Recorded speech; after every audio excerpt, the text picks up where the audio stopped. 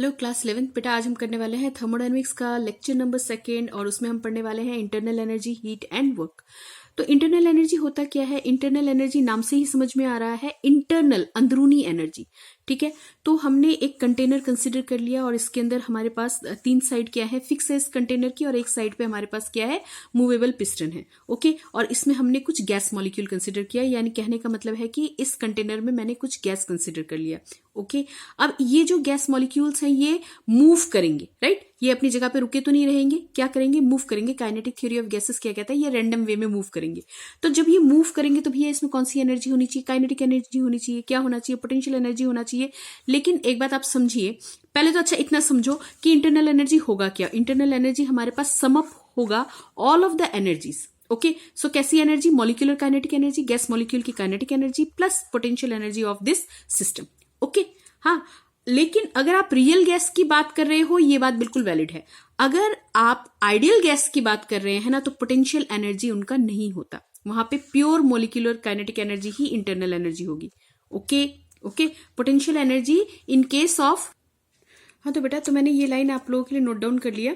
देखिए, ideal gas अगर है तो वहां पे no molecular force of attraction. देखिए, आइडियल गैस में ना कोई मॉलिक्यूलर फोर्स ऑफ अट्रैक्शन नहीं होता, तो इस वजह से उसकी कोई पोटेंशियल एनर्जी भी नहीं होती। ठीक है, सो इंटरनल एनर्जी की अगर हम बात करते हैं, वो इंटरनल एनर्जी जो होगा वो बिल्कुल प्योर काइनेटिक होगा अगर हम आइडियल गैस ले रहे हैं तो। ठीक है, और रियल गैस अगर है तो this is a sum up of all molecular kinetic and potential energy. Okay बेटा जी, आइए अब एक छोटा सा और कर लेते हैं काम यहाँ पे। इंटरनल एनर्जी चेंज, कितना इंटरनल एनर्जी चेंज होगा? मान लो कि सिस्टम का पहले इंटरनल एनर्जी क्या था, U1। ओके, बाय सम मीन्स हमने क्या किया, इसका इंटरनल एनर्जी थोड़ा सा चेंज करवा दिया और वो मेरे पास पहुंच गया, मान लीजिए कितना, U2। ओके, कितना हो गया ये? U2। तो कितना चेंज आया? U2 minus U1। हालांकि ये मेजरेबल नहीं है, टेम्परेचर का जो डिफरेंस है वही मेजरेबल होगा। ओके, सो अगर डेल्टा U निकालना चाहते हैं तो क्या करेंगे हम?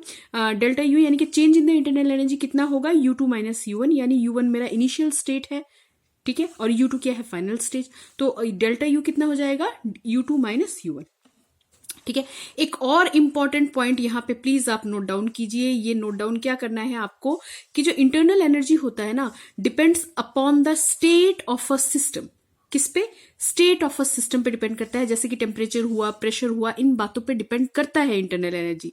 सो इंटरनल एनर्जी कैसा फंक्शन है? स्टेट फंक्शन है। इंटरनल एनर्जी कैसा फंक्शन है? स्टेट फंक्शन है। ठीक है, आ जाओ अब एक बार हम इसको देख लेते हैं, वर्क और हीट के बीच में क्या डिफरेंस है। देखो, अब तक तो हम ये पढ़ते आए हैं कि वर्क और हीट जो है दोनों ही क्या है? फॉर्म्स ऑफ एनर्जी है। लेकिन रुको, लेकिन बेटा जी अब हमें थोड़ा सा अलग पढ़ना पड़ेगा, यानी कि वर्क और हीट जो है वो हमारे पास क्या है? How to energy transfer. ठीक है, वर्क एंड हीट हमें क्या बताता है कि एनर्जी किस तरह से ट्रांसफर होगी। ओके, तो हम वर्क और हीट को देखो थोड़ा सा, इसको ऐसे समझो कि how the energy transfers that differentiate heat and work. ठीक है, तो हम इसको क्या बोलेंगे? हीट और वर्क क्या है? It is a mode of energy transfer.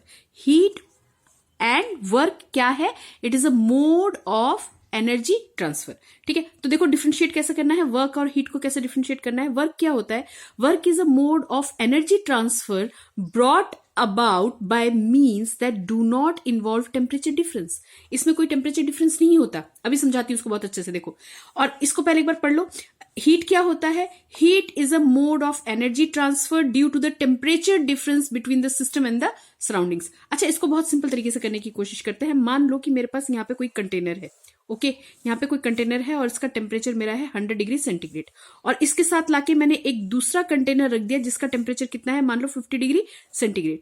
Okay, तो यहाँ पे हीट क्या है मेरे पास? ज्यादा, और इसका मेरे पास यहाँ पे टेम्परेचर, मान लीजिए इसका मेरे पास क्या है? ज्यादा। यहाँ पे टेम्परेचर कम ज्यादा है और यहाँ पे मेरे पास क्या है? टेम्परेचर क्या है? कम है। तो हमारे पास जो हीट है वो क्या होगा, ट्रांसफर होगा हायर टू लोअर। थोड़ी देर में देखोगे कि इसका टेम्परेचर क्या कर रहा है, इंक्रीज कर रहा है। बात समझ में आई, बात समझ में आई। तो हीट क्या होता है, it is a mode of energy transfer due to the temperature difference between the system and the surrounding. तो कोई भी बॉडी ले लो या सिस्टम एंड सराउंडिंग, अगर आप कोई ऐसा सिस्टम लेते हैं जिसका टेम्परेचर इस वक्त 100 डिग्री सेंटीग्रेड है और उसको ऐसे ही खुले में छोड़ दो, थोड़ी देर बाद इसका टेम्परेचर क्या हो जाएगा, डिक्रीज कर जाएगा सिस्टम और सराउंडिंग के बीच में, है ना। तो इसका टेम्परेचर क्या कर गया, डिक्रीज कर गया। क्या हुआ, टेम्परेचर का क्या था, डिफरेंस था। ओके, बात समझ में आई। ओके, नाउ सी, अगर हम वर्क की बात कर रहे हैं तो वर्क में ऐसा कुछ नहीं होगा। वर्क में कोई चीज यहां पे है और उठा के मैंने इसको यहां पे रख दिया, तो वो हमारे पास क्या हो गया, वर्क। यस, वो क्या हो गया, वर्क। वर्क में क्या हुआ, mode of energy transfer brought about the means that do not involve the temperature difference. अच्छा अच्छा अच्छा, ऐसे नहीं समझ में आया तो ऐसे समझ लो भाई, अगर मैंने यहां पे कोई कंटेनर लिया जिसमें गैस फिल्ड है, ओके ओके, अब इसमें अगर मैंने इसको ऐसे ही छोड़ दिया, मतलब मैंने अपनी तरफ से कोई काम नहीं किया और इस पे मान लीजिए कि मैं यहाँ पे किस तरह से हीट प्रोवाइड करवा रही हूँ, ठीक है, यहाँ पे कोई बर्नर जला दिया, कैंडल जला दिया, तो मैं क्या कर रही हूँ, इसको हीट प्रोवाइड कर रही हूँ। आप इसको फ्री छोड़ दो, क्या होगा कि ये मॉलिक्यूल आपस में एक दूसरे से टकराएंगे, टेम्परेचर क्या करेगा, इंक्रीज करेगा। हाँ भाई, टेम्परेचर इंक्रीज करेगा और ये क्या करेगा, इसको धक्का मारेगा ऊपर की तरफ जाके, तो ये पिस्टन अपनी जगह से थोड़ा ऊपर आ जाएगा, आएगा कि नहीं आएगा, बिल्कुल। क्या हुआ, वर्क डन हुआ। बात समझ में आई, वर्क डन हुआ। ठीक है बच्चा पार्टी, यहां तक समझ में आया।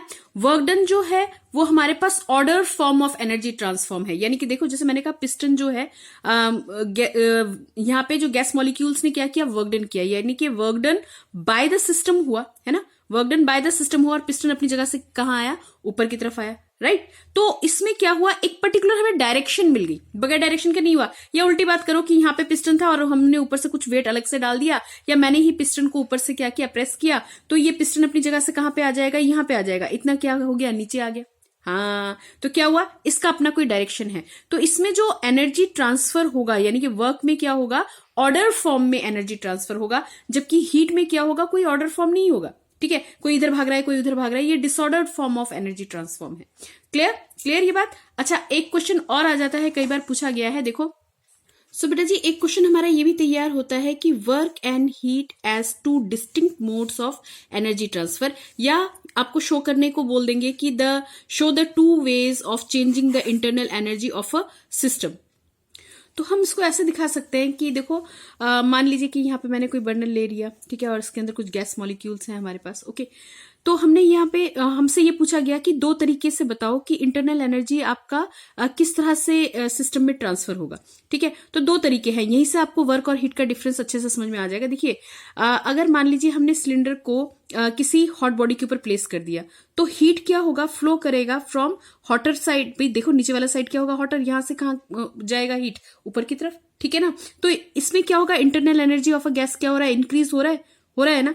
ओके, अब अगर दूसरी बात करें, अब दूसरा तरीका देखते हैं कि पिस्टन के ऊपर हमने क्या करना स्टार्ट कर दिया, पुश करना स्टार्ट कर दिया, डाउनवर्ड इसको हमने पुश करना स्टार्ट कर दिया, तब भी क्या होगा, इंटरनल एनर्जी हमारा क्या होगा, बढ़ जाएगा। तो यहां से आप समझ सकते हैं कि हीट और वर्क जो है ये हमारे पास मोड्स हैं, हाउ द एनर्जी ट्रांसफॉर्म, ठीक है, how the energy transform. Okay, इतना हो जाएगा बेटा, इतना करके रखिएगा। नेक्स्ट वीडियो में फर्स्ट लॉ ऑफ थर्मोडायनामिक्स करेंगे। ओके बेटा, बाय।